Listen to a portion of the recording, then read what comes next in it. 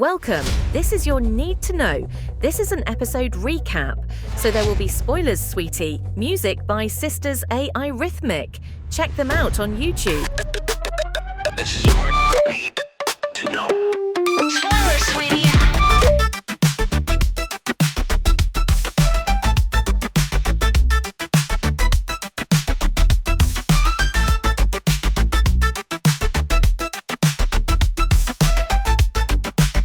This is your Need to Know.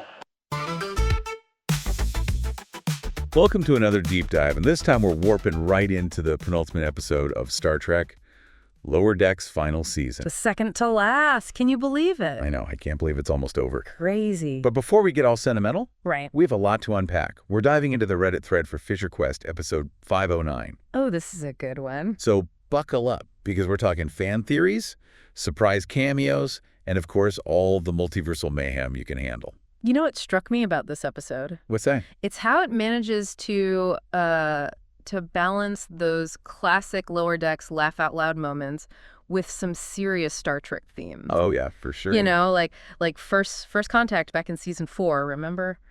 When the Packolds crashed, the temporal accords signing? Oh, that was great. That was gold. So good. But this time, Fissure Quest really takes on the whole multiverse thing. Yeah, it's everywhere these days. Right. It's like every sci-fi show's got a multiverse now. I was just reading this article It's true, though. the other day. Yeah. And it was talking about how the whole multiverse thing reflects like our current anxieties. Interesting. It's like we're obsessed with this idea of endless possibilities, alternate realities. Yeah. You know, Like a way to deal with how uncertain everything feels right now. exactly. But what's really cool about Fissure Quest is that it doesn't, shy away from the humor of it all. Totally. I mean, the episode basically pokes fun at itself and the whole multiverse craze, but it still manages to explore some pretty deep stuff, you know? Yeah, like identity Yeah. and choice, Yeah. the nature of reality. It's all in there. And speaking of exploring different realities, did you see the reaction to Jaylene Blaylock coming back as T-Pole? Oh my gosh, yes. Yeah. That was a total surprise. Especially considering, like, she hasn't been super keen on returning to Star Trek, Yeah, that was unexpected. It really shows the respect Lower Decks has earned in the franchise. Absolutely. But hold on. The real shocker for me was finding out T-Pole is married to Trip Tucker in this alternate universe. Whoa. Yeah, huge twist. Especially for Enterprise fans who, remember how Trip's story ended. That was rough. Yeah, not great. But now, some fans are even theorizing that maybe, just maybe, Trip is actually still alive in the Prime timeline. Whoa. I know, right? They're like bending over backwards to make it all fit. It's impressive, really, the lengths they'll go to. They're dedicated, that's for sure. And speaking of dedicated, did you see the reaction to the whole Garak and Bashir reveal? Oh, the internet went wild. Fans have been shipping them for ages, and now, bam, it's canon. Well, alternate universe canon, at least. But still, it's a win. And it was really interesting to see how much that resonated with viewers. I think it speaks to the power of exploring infinite possibilities, In one reality, they're just friends, but Right. in another, they're happily married. It shows how even small choices can create totally different outcomes. And not just for individuals, but for relationships, too. Exactly. And it's like the episode is saying, hey, anything's possible, and the fans are loving it. And that brings us to another character who got a lot of attention. William Boimler, the alternate Boimler who joined Section 31.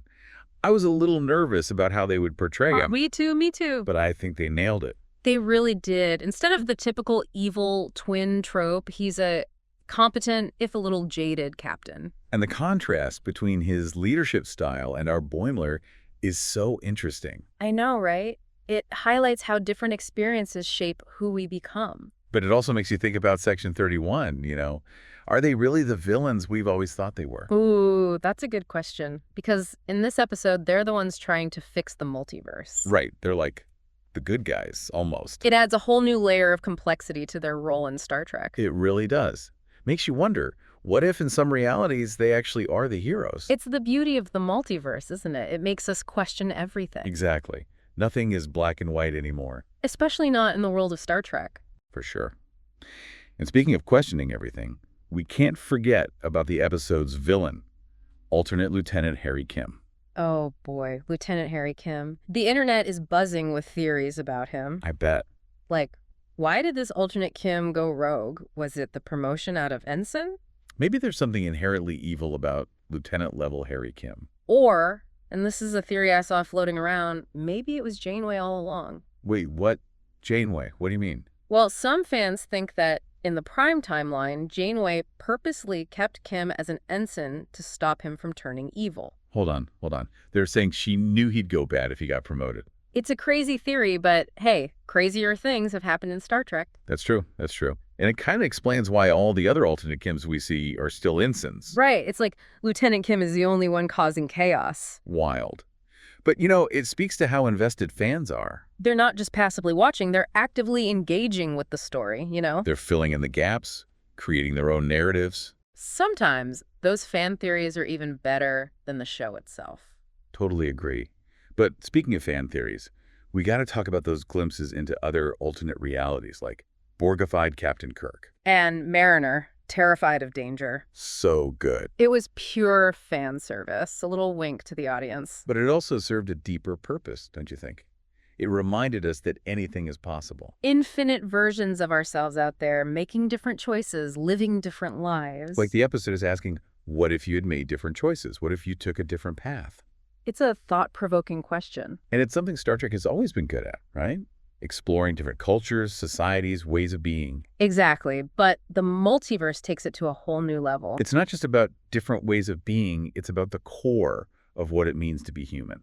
Because even in these crazy alternate realities, certain parts of human nature just seem to stick around. Like take Boimler. We see a super confident version of him and William. Right. But even he struggles with self-doubt.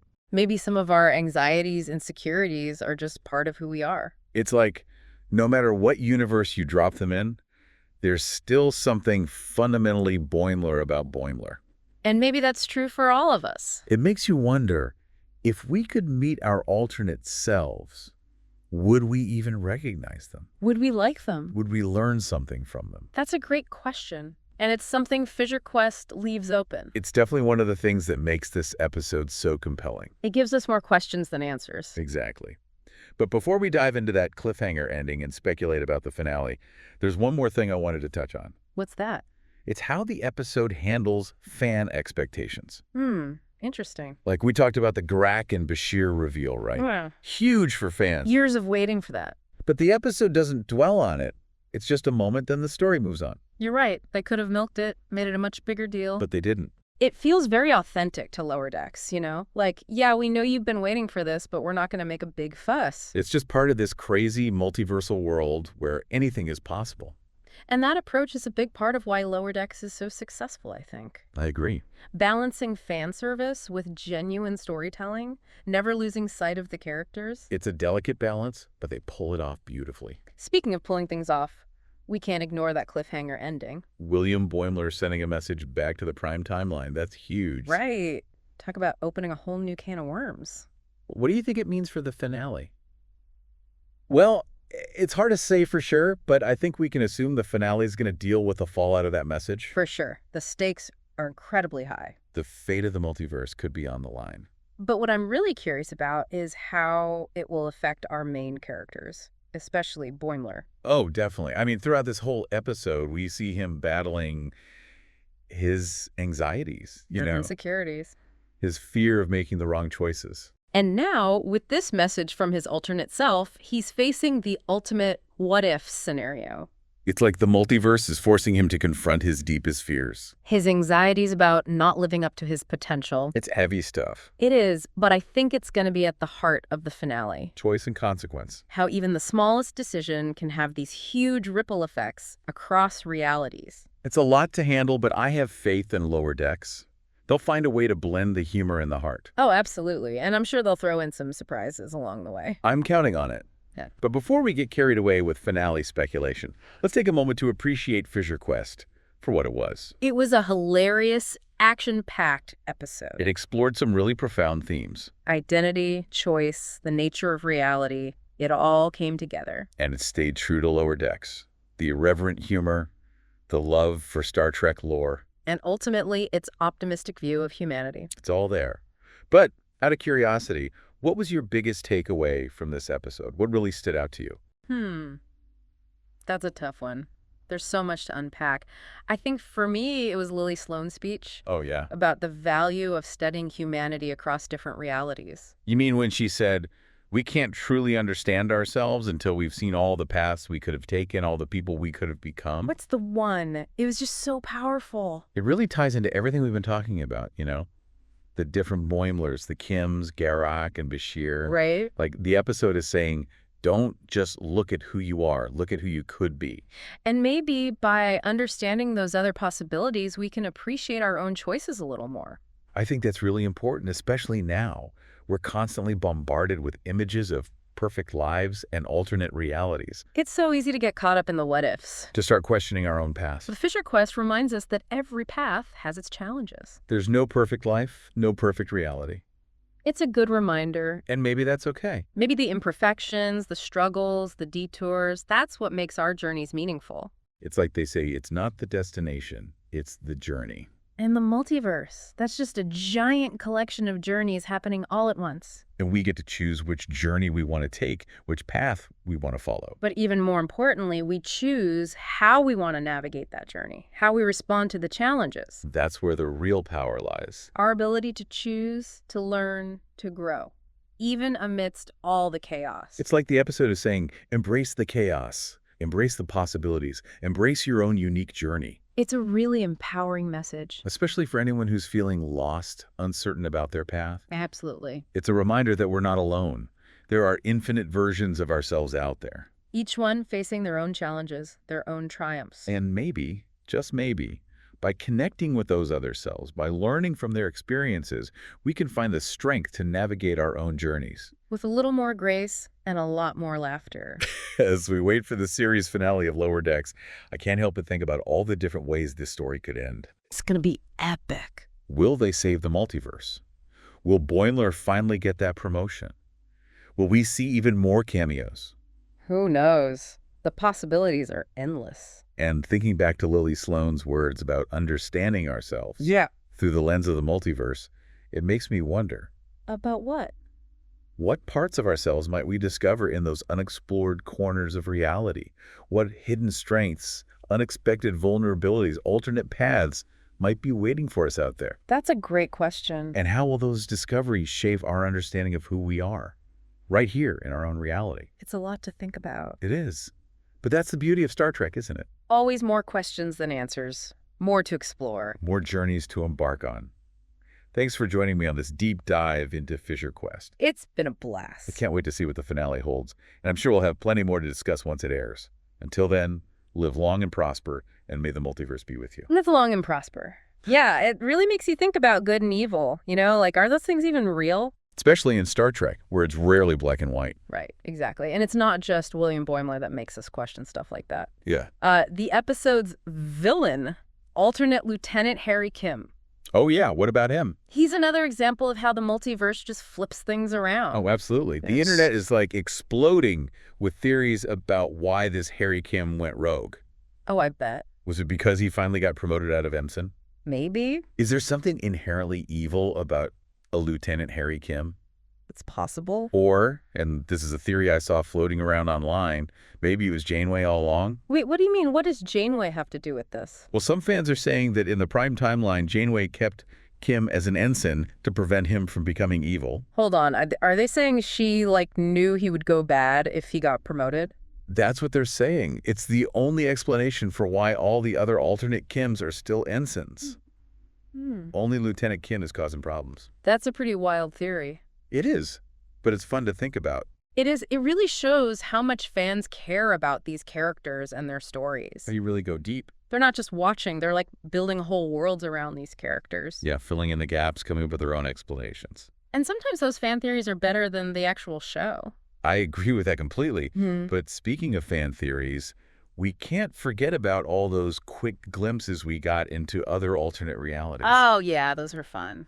Like Borgified Captain Kirk. And Mariner, who's suddenly afraid of danger. What'd you think about those?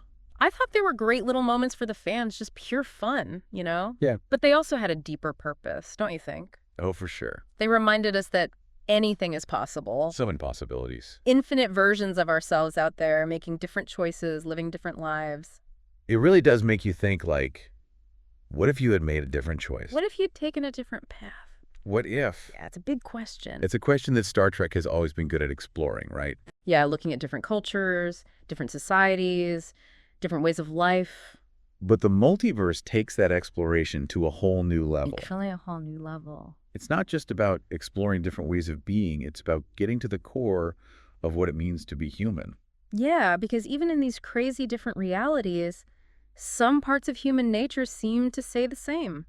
Like, look at Boimler. We see this super confident version of him in William. Right. But even William struggles with self-doubt and the pressures of command. Yeah, maybe some of our anxieties, our insecurities are just a part of who we are. It's like no matter what universe you drop him in, there's still something fundamentally Boimler about Boimler. And maybe that's true for all of us. Maybe there's a core essence to each of us that goes beyond the multiverse. It makes you wonder if we could meet our alternate selves. Would we even recognize them? Would we like them? Would we learn anything from them? Those are great questions, and honestly, Fissure Quest doesn't really answer them. Yeah, it leaves us with more questions than answers. Which I think is part of what makes it such a good episode. Definitely keeps you thinking. But before we get into that crazy cliffhanger ending and start speculating about the finale, there's one more thing I wanted to bring up. Oh, what's that? It's a small detail, but I think it's important.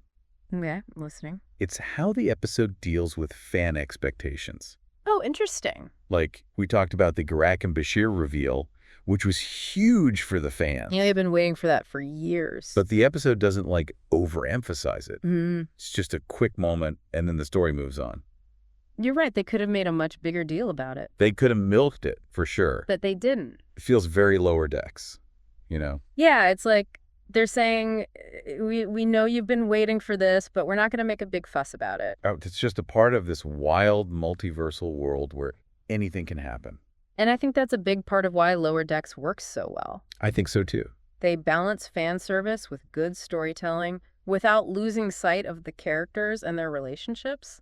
It's a tough thing to do, but they managed to pull it off. Speaking of pulling things off, we can't ignore that cliffhanger ending. Oh, man. William Boimler sending a message back to the Prime timeline. I know. What could that mean? It really feels like they're opening up a whole new can of worms. It's hard to say for sure what it means for the finale, but I think it's safe to say we're going to see the consequences of that message. Stakes are so high. The fate of the multiverse could be hanging in the balance. But what I'm most curious about is how it's going to affect our main characters, especially Boimler. Oh, definitely. I mean, we've seen him struggling with his anxieties and insecurities all episode. Yeah, his fear of making the wrong choice. And now with this message from another version of himself, he's facing like the ultimate what-if scenario. It's like the multiverse is making him confront all of his fears at once. His fears about making the wrong choices, about not reaching his full potential. It's a lot. It is, but I think that's what the finale is going to be about. Choice and consequence. How even a small decision can have huge impacts across different realities. It's a heavy theme, but I trust Lower Decks to handle it in a way that feels true to the show. Oh, me too. They'll find that balance of humor and heart. And I'm sure there will be some surprises along the way. Definitely some surprises, but before we get too lost in speculation about the finale,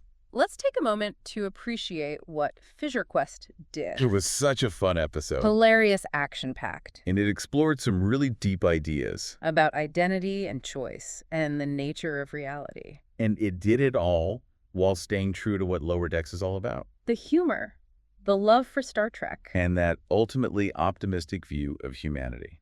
It's a great episode, so I'm curious, what was your biggest takeaway? What really resonated with you? It's hard to pick just one thing. You know, there's so much going on in this episode. But I think what really hit me was Lily Sloan's speech. Oh, yeah. About studying humanity across different realities. Yeah, exactly. Remember what she said?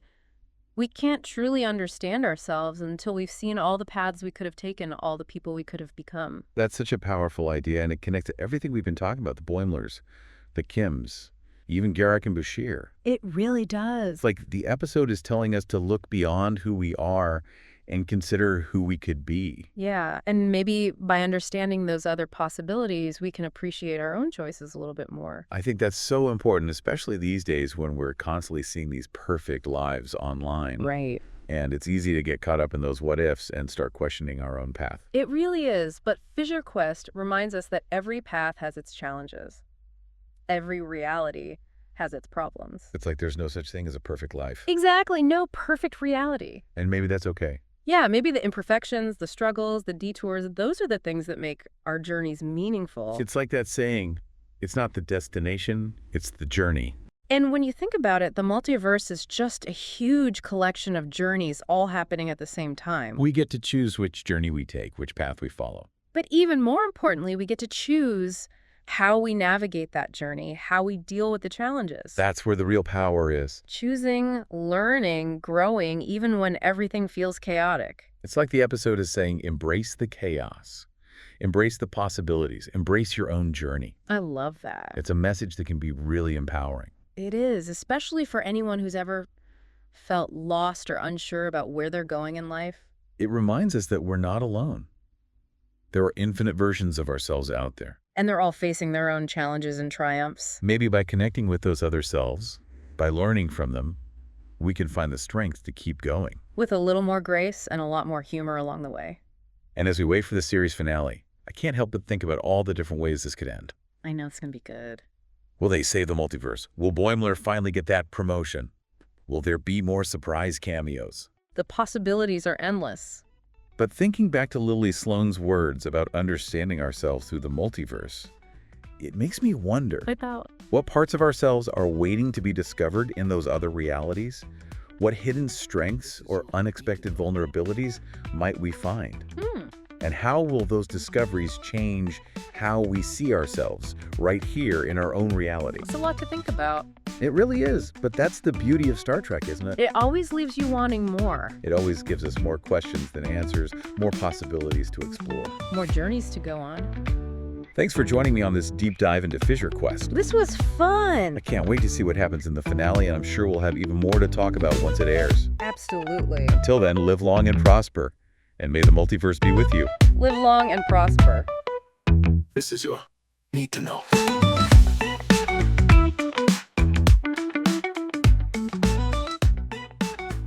Hold on tight to the love we knew, and the echoes of our heartstrings will come true. Through the storms and the tears, we'll find our track together in the dance, never looking back. In the stillness of the morning, shadows on the wall, I hear your voice calling, echoing through it all. Memories like whispers, soft upon my skin. In the silence of my heart, where do I begin? Through the twists and turns of fate, we've walked our separate ways, but your presence lingers in the sunlight's golden rays. In the corners of my mind, you're a melody, a song, a love that's true and timeless, where we both belong. Hold on tight to the love we knew, and the echoes of our heartstrings will come true. Through the storms and the tears, we'll find our track, together in the dance, never looking back. In the colors of the sunset, painted skies above, I feel your warmth beside me, wrapped in endless love. Whispers in the moonlit night, secrets we once shared. In the quiet of the evening, I know you still care. In the stillness of the night, I feel your presence near. In every breath I take, essence lingers clear. In the depths of my soul, our stories yet untold, a journey of redemption, a love to unfold. Hold on tight to the love we knew, and the echoes of our heartstrings will come true. Through the storms and the tears, we'll find our track, together in the dance, never looking back. Through the highs and lows, we'll navigate the tides. In the light of our reunion,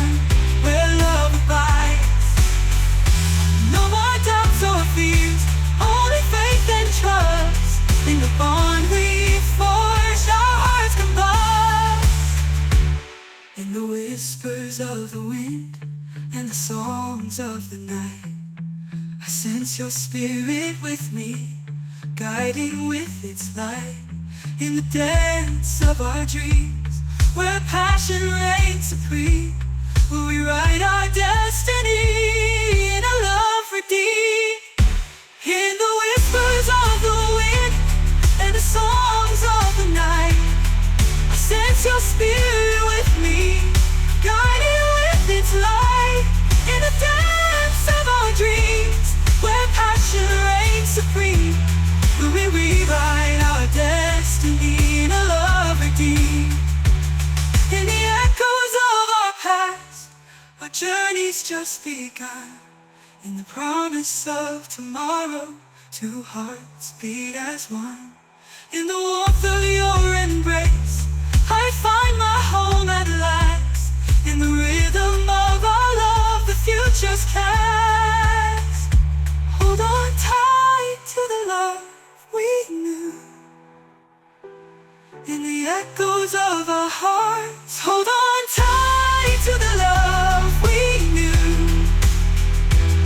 In the echoes of our heartstrings will come true. Through the storms and the tears, we'll find our track. Together in the dance, never looking back.